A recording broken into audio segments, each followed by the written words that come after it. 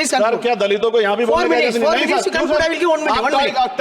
अगर सबको 4 मिनट दे दो ये भेदभाव नहीं चलेगा दलितों के साथ। Time is 4 minute, don't waste.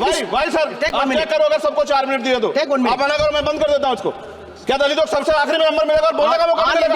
क्या मजाक कर रहे हैं सर आप? नो, ये all independent people are having only 4 minutes. You take sir, independent में अपनी पार्टी का मेंबर हूं सर, और जीत के आया हूं सर, किसी के दया में नहीं आया।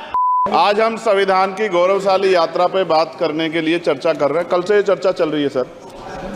मैंने बहुत सारे दोनों पक्ष के और जितने भी हमारे मेंबर हैं सुना सर, उनको बड़े बड़े नेता हैं सर। इसके भाग 1 में लिखा हुआ है India that is Bharat, Hindustan नहीं लिखा हुआ है सर। लेकिन सारे नेता संविधान पे चर्चा कर रहे हैं, लेकिन हिंदुस्तान ही कहेंगे, भारत कहने की हिम्मत नहीं जुटा पा रहे। ये बड़ा सवाल है सर कि क्या संविधान के हिसाब से बात रखी जा रही है।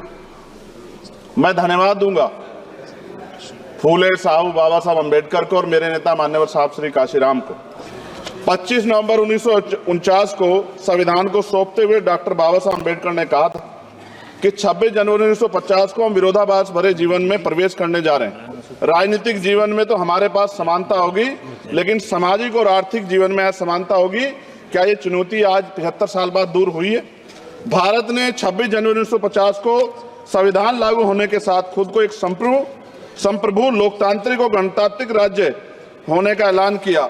लेकिन सर, उस समय संविधान की स्थिति ये थी कि जैसे गांव का कोई आदमी, मैं 50 की बात कर रहा हूं, वो 50 साल पहले शहर में आ जाता और बड़े लोगों की महफिल में चला जाता, उस जहां वो खाना खा रहे हो, और वो टेबल पे नैपकिन को खा के जो है ये कहता कि ये तो फीका, क्योंकि वो जानता ही नहीं था, वो समझता नहीं था संविधान को। संविधान है क्या? संविधान उसके लिए महज दस्तावेज था। ये जिम्मेदारी थी राजनीतिक दलों पे कि वो संविधान को व्यवहार में लेके आते, और इसके इतने सारे आर्टिकल हैं, अगर इनको व्यवहार में लाया जाता तो मुझे लगता कि आज देश बहुत बदल गया होता।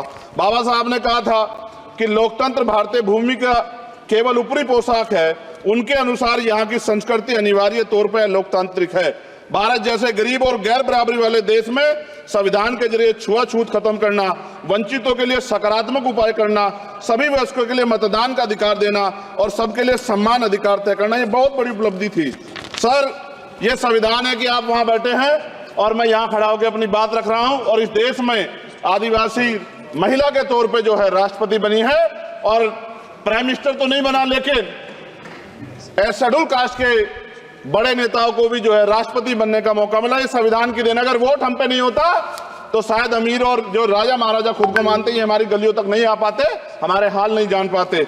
आजादी का मतलब सर सिर्फ अधिकार पाना बढ़ नहीं है, इसके लिए हमारे संविधान में सरकार और नागरिकों के अधिकारों के साथ साथ उनके कर्तव्यों का विस्तार से उल्लेख किया गया है। बाबा साहब ने संविधान सभा में दिए गए भाषण में कहा था कि स्वतंत्रता आनंद का विषय है, पर अब हमें अपनी जिम्मेदारियों पर भी ध्यान देना होगा। संविधान ने सुनिश्चित किया कि रानी के पेट से राजा जन्म नहीं लेगा, वोट से नेता तैयार होगा। आर्थिक बराबरी के लिए सरकार क्या कर रही है? गरीब और गरीब हो रहा है, अमीर और अमीर हो रहा है। सुबह उठते कहीं बम की धमकी मिलती, कहीं दंगे की। ये अमृत काल है सर, यह धमकी काल है। कितना बढ़ रहा है आर्टिकल 15 सर। भारत में आज भी घोड़ी चढ़नी बैठती होती है। प्लीज सर, क्या दलितों को यहाँ भी बोलने का नहीं सर? अगर सबको 4 मिनट दे दो ये भेदभाव नहीं चलेगा दलितों के साथ। Time is 4 minute, don't waste. भाई सर, आप क्या करो अगर सबको 4 मिनट दिए तो आप मना करो, मैं बंद कर देता हूँ इसको। क्या दलितों को सबसे आखिरी में नंबर मिलेगा और बोलने का मौका मिलेगा? क्या मजाक कर रहे हैं सर आप? नो, ये all independent people are having only 4 minutes. You take sir, independent में अपनी पार्टी का मेंबर हूं सर, और जीत के आया हूं सर, किसी की दया में नहीं आया। Take 1 minute and finish. Sir, कल भी बोले तो एक दलीय पार्टी के लोग, आप मौका दो सर। मूछे रखने पर हत्या होती है, महिलाओं पे, छोटे मासूम बच्चों पर रेप हिंसा होती है। एनसीआरबी का डाटा देकर डर लगेगा। यही 1 किलोमीटर में संविधान को जला गया, और महाराष्ट्र के परभनी में अभी भी संविधान को नष्ट किया गया, उसकी कॉपी को।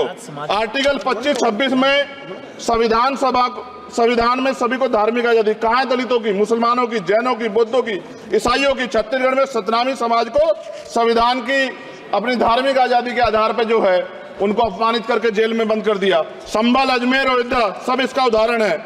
ये सरकार आलोचना डरती है। कितने लोग जेल में बंद है? मिरान हैदर, खालिद सैफी, उमर खालिद खान, सिफा खान, गुलफ्शा फातिमा और आजम खान साहब राजनीतिक विरोध में बंद है। सरकार यहाँ बैठी है, सरकार सामाजिक न्याय की बात करती है। बताएं कितने दलित मुख्यमंत्री बना रखे हैं आपने? 13 ज्यादा सरकार स्टेट में सरकार है। कितनी महिला मुख्यमंत्री है? आपकी सरकार ने सुप्रीम कोर्ट के आदेश के बाद रिजर्वेशन प्रमोशन में जारी नहीं किया, और ओबीसी को पॉलिटिकल रिजर्वेशन आप देंगे नहीं देंगे, आप बताने का काम करें। मैं 75 साल की गौरव यात्रा में हम एक सभ्य समाज नहीं बना पाए, इसलिए जाति आधार पर SC ST OBC के बच्चों को प्राइमरी स्कूल से लेकर उच्च संस्थानों में भेदभाव किया जाता है। सरकार निरंकुश हो गई, कोई बुलडोजर से कार्रवाई करता है। कल मंत्री जी ने कहा हमने राष्ट्रीय पिछड़ा वर्ग आयोग बनाया, 69 शिक्षक भर्ती में उसकी सिफारिशों को नहीं माना। EWS के जरिए आपने संविधान पे आरक्षण के प्रावधान पे हमला किया। 1 मिनट में खत्म कर रहा हूं सर। संविधान सर, न्यायपालिका में आर्टिकल 124 ये कहता है सर, ये अधिकार जो है, Sanjay sir ji please conclude sir 1 minute में प्लीज संविधान में न्यायाधीशों की नियुक्ति का अधिकार राष्ट्रपति के द्वारा होना चाहिए, अभी तक नहीं हो रही है। All India judicial service commission कब बनेगा? क्या चंद परिवार ही सर जज बन सकते हैं? और आज हम सर, मैं सरकार से सवाल पूछना चाहता हूं सर, सेवाओं में SC ST OBC वर्ग का कितना प्रतिनिधित्व है? भारत सरकार के मंत्रालयों के अधीन PSU में, बैंकों, बीमा कंपनियों में और स्वस्थायी संस्थानों में आउटसोर्स तथा कॉन्ट्रैक्ट पर वर्तमान कार्यरत कर्मचारी कुल कितनी संख्या है? आउटसोर्स और कॉन्ट्रैक्ट में कार्यबल SC ST OBC कितना प्रतिशत है? निजी क्षेत्रों में कार्यरत कर्मचारी उनके SC ST OBC की वर्ग लाभ। सर खत्म कर, लास्ट पॉइंट सर। सर मैं फिर स्पष्ट तौर पर कह रहा हूं सर, यहां बैठे SC और OBC के मेंबर से कह रहा हूं सर, उनको सामाजिक जिम्मेदारी का ध्यान भी रखना चाहिए। पार्टी के प्रति वफादारी के साथ साथ अपने वर्गों के प्रति ईमानदारी भी रखनी चाहिए। ईमानदारी नहीं होगी तो इन वर्गों का भला नहीं हो सकता, और हमें बहुत सरकारों से उम्मीद नहीं है। बहुत बहुत धन्यवाद सर।